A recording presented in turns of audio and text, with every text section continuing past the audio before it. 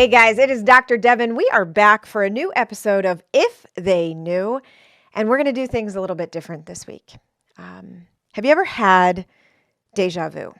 You know, that weird, eerie almost sensation that you've lived a moment before? Or that kind of Groundhog Day, cyclical, why is this lesson coming back up? Like wherever you go, there you are. Well, that's been happening in my world lately. And whenever I get those moments, that kind of nudge to pay attention, I listen intently, purposefully, because I know that if I'm bumping back into something, it's a special part of me, or the medicine for my healing, or purpose in my destiny. So what the heck am I talking about? Over the last few years, but particularly the last few weeks, I've gotten a lot of calls from close friends, family members, and people in our practice. And they're coming to me because either they themselves or one of their loved ones was diagnosed with cancer. And I've gotten to sit down heart to heart with these beautiful people and close friends of mine to hold space for this freight train that has interrupted life as they know it, as they make sense of what they're being told and what they believe and what it all means. And today's episode, we're going to do in a few pieces, and I want to start to dedicate it to my mother and to myself and my siblings and my dad, our whole family really, as we went through this moment back in 2015. And if you know, you know. And statistically, with the way cancer is so prevalent these days, most of you listening know. And you've been there. There's been that phone call or that lab test or imaging where something's not right. What does it mean? And then that C word enters the room and it suffocates all the air out of it. And for most people, the word cancer is equivalent to death. So there's a moment of fright, terror, shock to, in most cases, the person who's going through the health crisis themselves, but then the whole energy field around them, their significant others, their children, their parents, their friends, their coworkers. Cancer has a way of grabbing a hold of everyone in its path. And the lesson this week in the Big Idea Network was about there being purpose in pain. That pain, acronym, pay attention inside now, is something that we could invite some curiosity to. And if we looked at pain differently, if we looked at cancer differently, if our perspective changed, then our interaction with it, our treatment of it, our war that we wage against it might look radically different. And if we looked at it differently and the way we interacted and interfaced with it looked differently and the way we attacked it or nurtured it would then yield very, very different outcomes.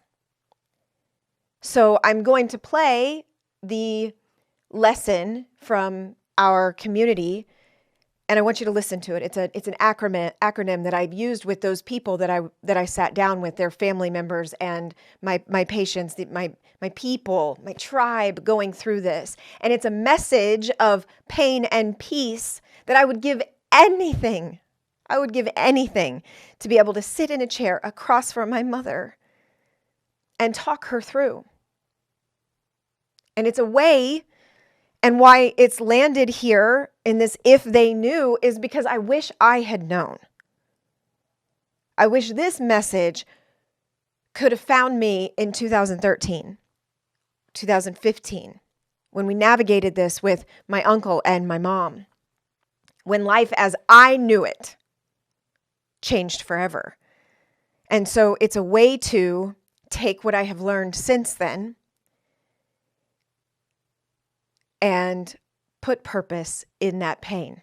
It's a way to, chances are, if now I've sat down a dozen times over the last few weeks with people that I love very much and that are loved very much by people that I love very much, if this is popping up in my world a lot, then it must be a message that a whole lot of other people may need. So I don't know if this is for you or if this is for someone you love. But you're not here by accident. So I hope this finds you well and it brings you peace in whatever pain you're in. So here's the message, and I'll be back on the other half to take you deeper into this podcast episode. Thank you for your time. Good morning, everybody, and welcome to our very first Miracle Monday here in November 2022. Cannot believe we are here. We are going to supercharge into this holiday season, and that's why I wanted to start this series called Feeling Better, Healing Better, Living Brighter. So, number one reason that people have come to see me over the last decade in my office is pain. Something's wrong. Symptoms appear. I don't feel good. I need your help with my colicky baby. I need your help with my constipated child. My back hurts. My neck hurts. My head hurts. I have gut stuff going on. Number one reason that people come to the big idea is because there's a challenge in their life. Maybe it's physical. Maybe it's emotional. Maybe it's in their relationships or their job. Pain comes in all different shapes and sizes.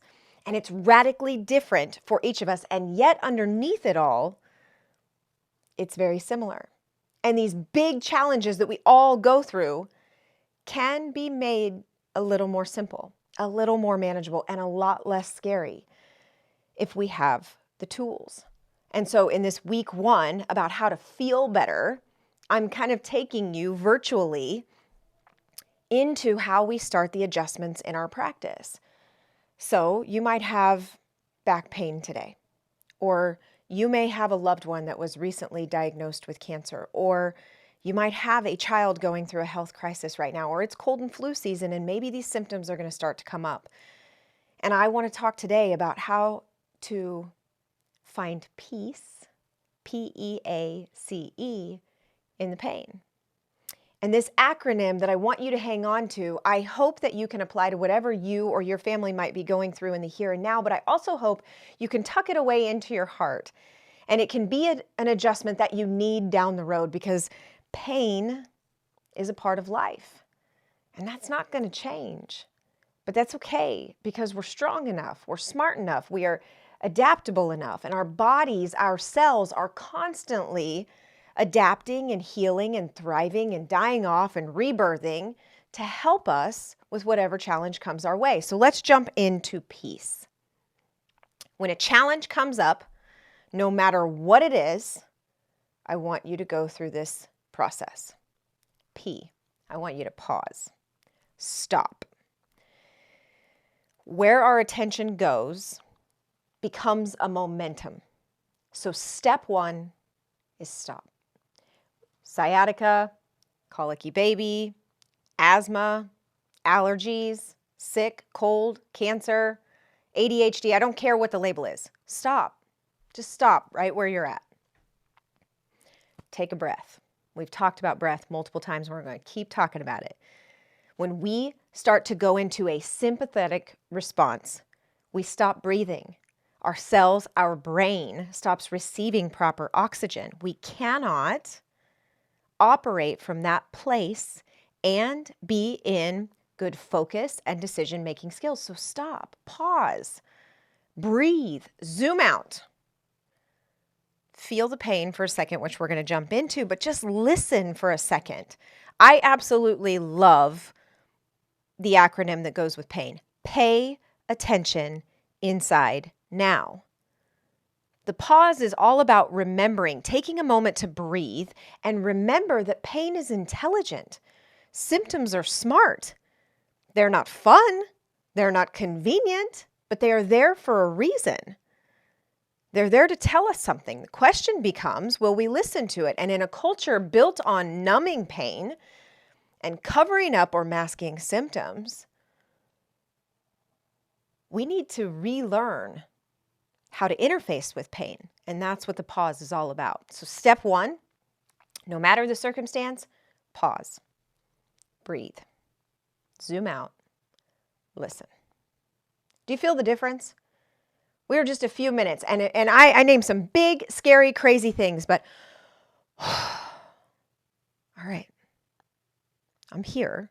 The only way out of this thing is through it, but with my breath and my feet set on the ground, I can handle it. So we go to the next one, E, which is emotions. I want you to feel the feels. Again, I just mentioned that our culture, our healthcare, quite frankly, is all about numbing things. Cutting them out, making them go away, shutting them up. Oh, you have allergies? Take a pill and shut them off. Oh, you have constipation? Take a pill, push it out. Our body's intelligence is trying to send us warnings. Pay attention inside now, and we shut it up. Why? What if we need to listen? What if there's something there that needs tended to? Feel the feels. Get emotional about it. Why is the pain problematic to you? Because it's different for everybody. And it's real, and we need to feel that. Like when one of my 5 kids gets sick or starts to process something, that's not convenient on Monday morning when I'm trying to head out to the office.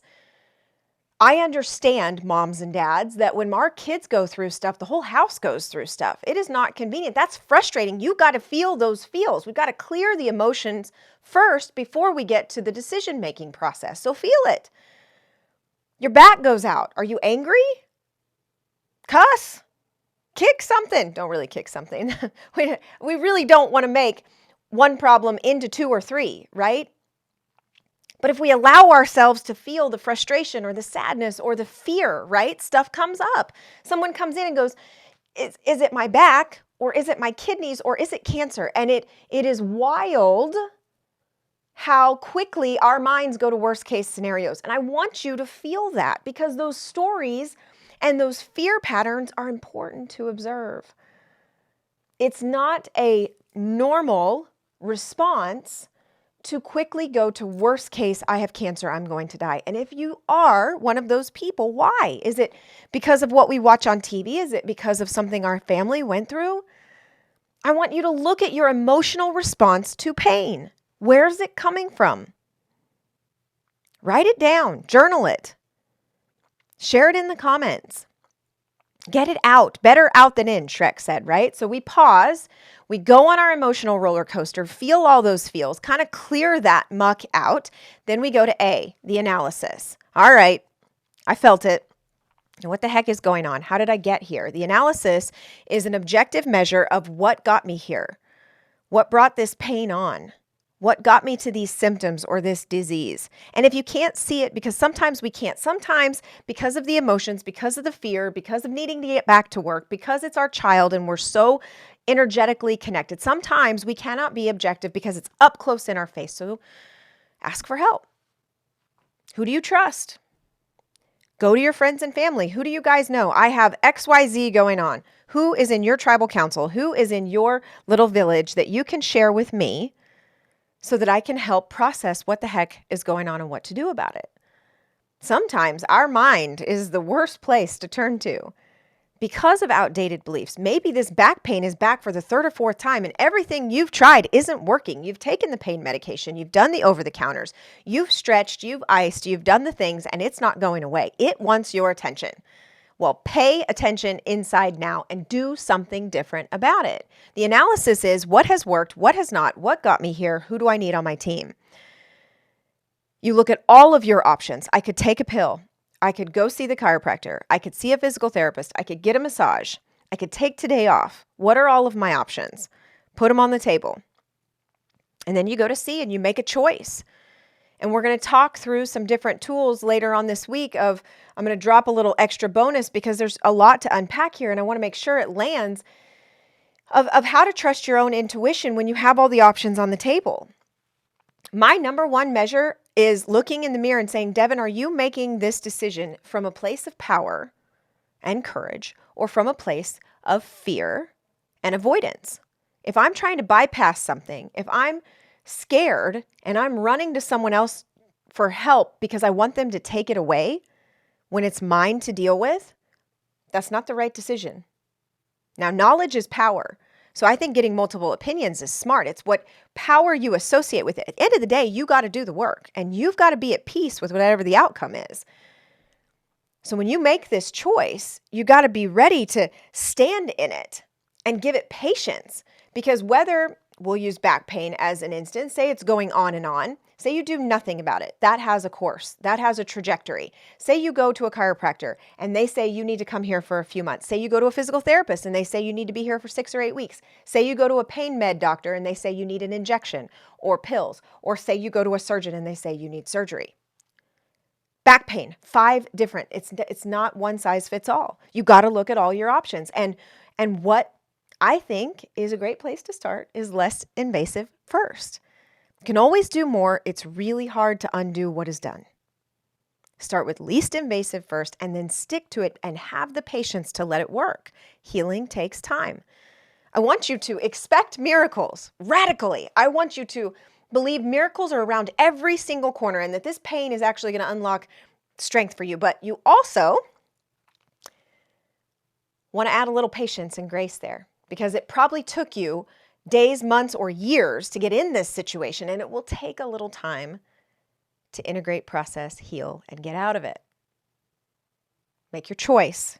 Give it patience. Expect miracles, but have some grace with it. And last, the E is about evaluation. So once you've made your choice, day to day, kind of see how the feels or changes when you're in it, and it's big and it's kind of tough to see the day to day. And that's why having a chiropractor, physical therapist, massage therapist, someone who's in it with you that can be objective, can be really helpful if it's severe pain. Someone to help you go like, it's getting better, right? When you doubt that the process is working, having an objective set of eyes and skill sets is helpful. What does your evaluation routine look like? Sticking with this game plan, looking at it each week, diligently making choices, which I'm going to jump into, that set you up for success.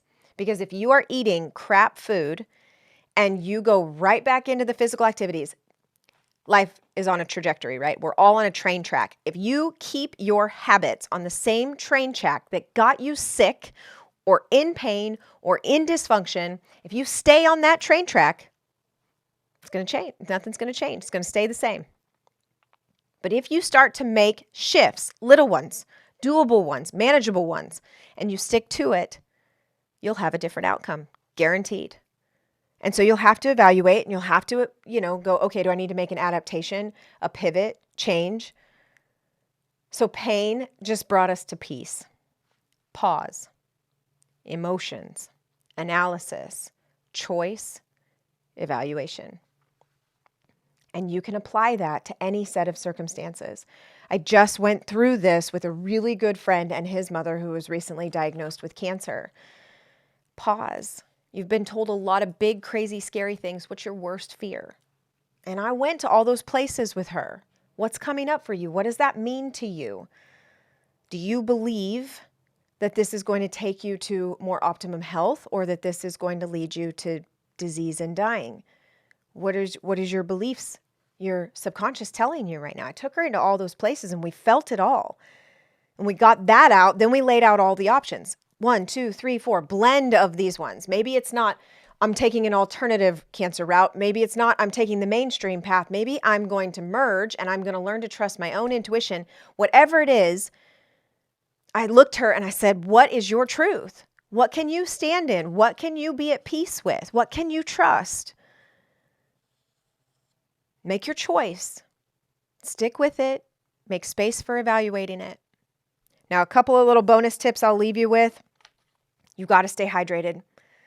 I'm going to harp on you over and over and over. And what I'm saying to you, I'm saying to myself. We are a dehydrated population. Vibrant water, spring water, RO, intentional time to just hydrate, drink good fluids, juices, water, eat foods that hydrate and don't dehydrate, because that matters especially when you're dealing with a health crisis. Hydrate, hydrate, hydrate. Rest. Give yourself a second. The American culture is sick because we are a now instant gratification society. Slow it down. Take a day. Take half a day. Take an hour. Take a week. However big the health crisis is, probably make a comparable rest time to just feel it and let the noise calm down. Because if we just keep, it's like if I have a scab and I keep picking at it and it doesn't heal, what would you tell me? Well, stop picking at it, Devin. My love, stop picking at it. Take time to rest. Use ice and heat. Now, I got to mitigate my advice here because every situation is different. What I will say traditionally, without knowing specific, so again, tempering advice, if there's pain, acute pain, ice is typically better. If there's stiffness and soreness, heat is typically better, 15 to 20 minutes. Now, after a couple of weeks, these things plateau, and we know that. But it's nice to have a couple of tools in your pocket of what you can do to help the inflammatory response in the beginning. Arnica is my go-to for pain. It's a homeopath. They make it topical and oral, and I love it. It's gentle. It's not going to mess with your gut like NSAIDs, but again, it's not the right fit for everybody. So I'm going to turn you to your own research and to make that decision for you. But we use Arnica with our kids and for just about anything athletic or, pain related if we need assistance and the pain is just too intense to kind of get by. Essential oils are also really great. So those are some of those things that I use for my kids, and as assistants, I keep them on hand. I say ABC with my homeopathics. Those top Arnica, Belladonna, and Camilla have saved me in motherhood because they help ease a lot of the things you're going to bump into with your kids. So look into those. Ask in the comments if you have questions. And then my number one for any and all pain. Anybody know what I'm about to say? I get adjusted. And not because Dr. Joey or Dr. Haley or Dr. whoever has the power in their hands that my body needs. It's not just that. Yes, they have a beautiful skill set that allows them to find the area in my spine where there is a lack of light or a lack of ease or a lack of flow or a lack of movement, where there is lack within my system. They can help give an adjustment to my system, and then my body does the healing. And it's that I turn to chiropractic for. I don't always go to my mind. I certainly don't go to my oils and my arnica first. Is my system in optimum condition? One way to find out: get checked by a chiropractor, get adjusted, increase and optimize the flow from brain to body within your nervous system. You will feel better. Maybe not right away, but chiropractic is my number one go-to to feel better. And next week, we'll talk about heal better. So, water or hydration, rest, ice and heat, arnica and oils, get adjusted. A couple little bonus tips. So, a lot to unpack this Monday, but this is a big topic because I can look around and, this was a lot of physical application, but PEACE, the acronym, works for emotional and spiritual pain as well. So when I look at, what a lot of you might be going through with heartbreak or financial crisis or physical disease, you can use these tools to find peace and to feel better today. So happy Monday. I love you. I'll see you next week. All right, so we are teleporting back in to the If They Knew podcast, where you just jumped over into the Big Idea Network and got the Miracle Monday message that we dropped in our community. And I'm purposing it here, attaching it directly to cancer. And my call right now into this camera, into this microphone, is if this is you, if you were recently diagnosed with cancer, or you were given some prognosis attached to a cancer diagnosis, if you are the significant other or child or parent or loved one in the fire with this person, this podcast episode is for you. If cancer, the freight train of cancer has come slamming into your heart and your life, this podcast episode, this peace in the pain message is for you. And as I started to say on the front end of this episode, I would give anything to take it back to my mom. And I understand now that, I have no regrets. Had I not gotten to go through that journey with her, would I even be here with you now? It's the butterfly effect. One thing affects all things. There's no going back. But this podcast episode, dedicating it to her and to those broken pieces of myself that still lay somewhere in 2016 where I said goodbye to her, this is throwing that medicine and alchemy where the dark gets to turn to light, meaning because I've walked through that fire, I can see things that you may not be able to see right now. So if I'm speaking directly to the person who's been given this diagnosis or prognosis, take a time out. I know one of the things that will come up for you is speed, and we got to move fast, or I don't have time because I got to get back to my job, or this is an inconvenient interruption. If I could grab your shoulders right now, I just want to sit you back in it. Don't move. Be brave enough to stop, to push pause. And if it's too scary to sit alone, ask someone to come sit in the pain with you. Feel the feels, that emotional roller coaster. Let it ride. Let it take you to all the things. What are you most afraid of? What are you most angry about? What do you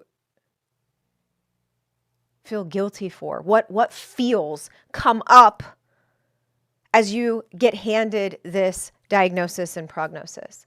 What does cancer mean to you? What does you have cancer? What does that mean to you? Feel the feels of that. And then analyze, what have I been told? I have, if you know me, I get a little hot-tempered around conventional approaches to sickness and disease, to our Western broken sick care system. Different episode, different day. But I don't have a problem with diagnosis. Knowledge is power. I'm not saying don't love and light. I'm not saying love and light it and it all just goes away. I want you to look at it. This is happening. What is cancer? I want you to analyze what you believe cancer is, what these doctors say it is, whatever prognosis or treatment recommendations you've been giving. And then I want you to get curious for a second and go, should I get a second opinion? And if so, from who? And do I only want second opinions that fall in line with one way? Or is it possible that I need to look at a place like Oasis of Healing in Arizona, or a documentary series like The Truth About Cancer? Can I be brave enough not to leave the box, but to at least look outside the box at what all of my options are? And print it out and look at it. And then instead of from a place of sadness, fear, or anger, I'm going to sit in my power and say, okay, now I make my choice. And maybe my tribal council of treatment is an oncologist and a naturopath and a chiropractor, or an acupuncturist and a yoga teacher. Like what is the all encompassing? Because I believe it's a prism. We've got to look at you, the whole person, and that may not be able to be found in one solo practitioner. So look at all of it, then make your choice and give it some time to work. Give your body some time to heal. So whatever treatment you're doing, or whatever green smoothies or juices or urine therapy or yoga, meditation, ayahuasca, microdosing mushrooms, good Lord, mistletoe injections. There's so much out there. Whatever you decide, And with your tribal council, your support team, give it some time. Give it 30 days. Give it 60 days. That's why if you're trying to lose weight, don't weigh yourself every day. Give it a minute. Give your body, your physical blueprint needs some time to catch up from where your mind and heart go. So you might believe it now, but give yourself 30 days for your physical body to show up in the belief you're setting today. And to the significant other, the child, the parent, the loved one that's in this, you hearing me? This all applies to you. Because you're going to get so in the fire and in the feels that their pain and their disease is going to start to feel like it's yours, but it's not yours. Do not bring it into your physical body. Do not bleed your own life force. You can love and you can show up and you can be there every step of the way without making yourself sick in the process. And I would give anything to go back and tell myself that, because it's taken me years to reclaim those pieces of myself and to heal how much I jumped into that sick bed with her because I didn't want her to leave.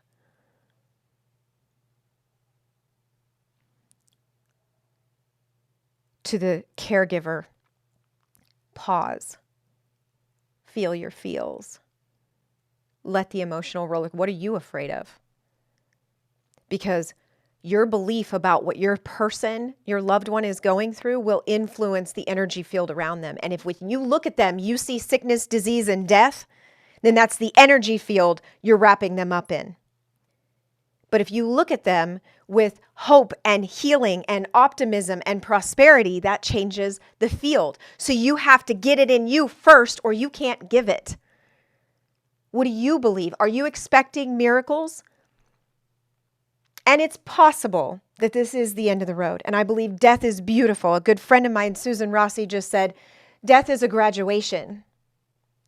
It is sad in the physical plane, but I believe we go to a higher plane.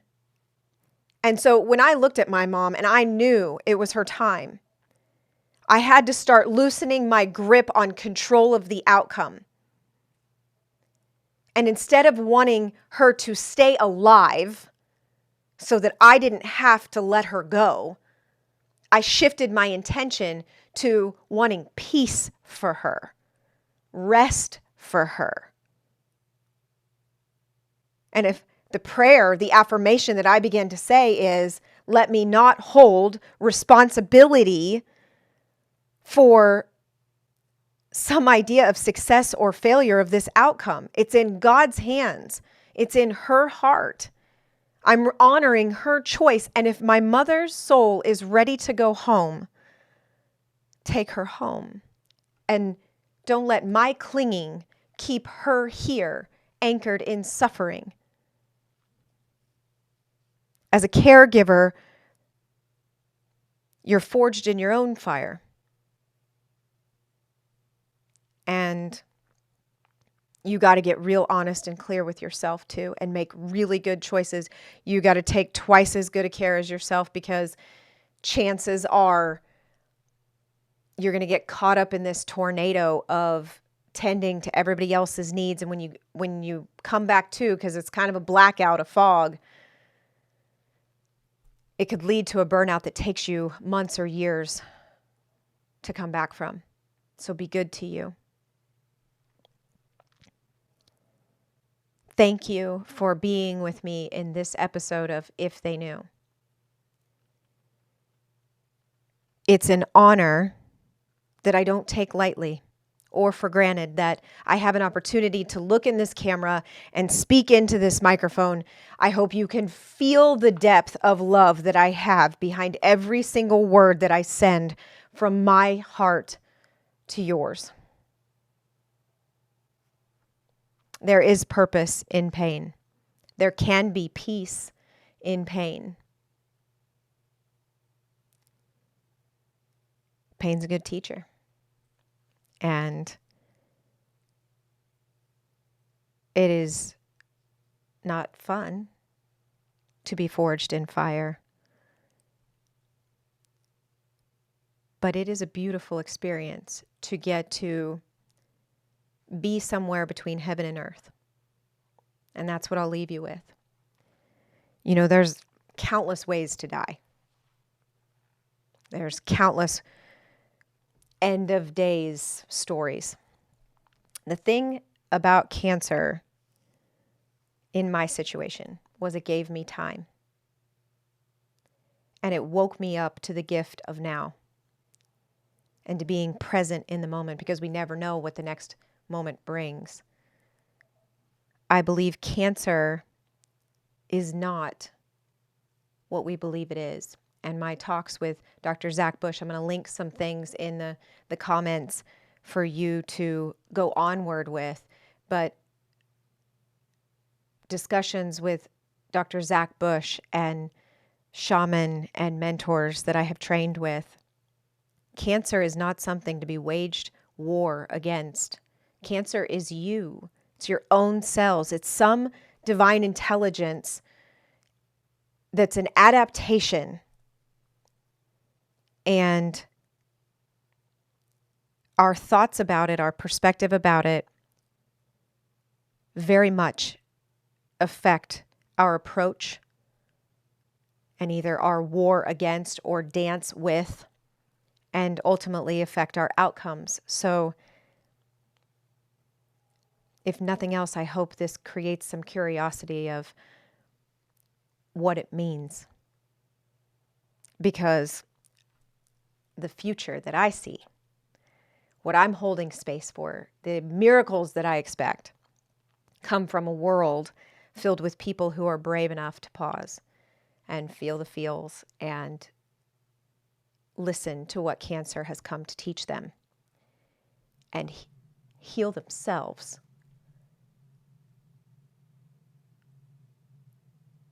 That's the change.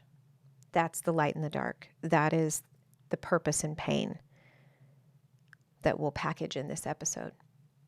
If I can support you in any way, or you have follow-up questions to this episode, please, please, please share them in the comments or reach out to our team.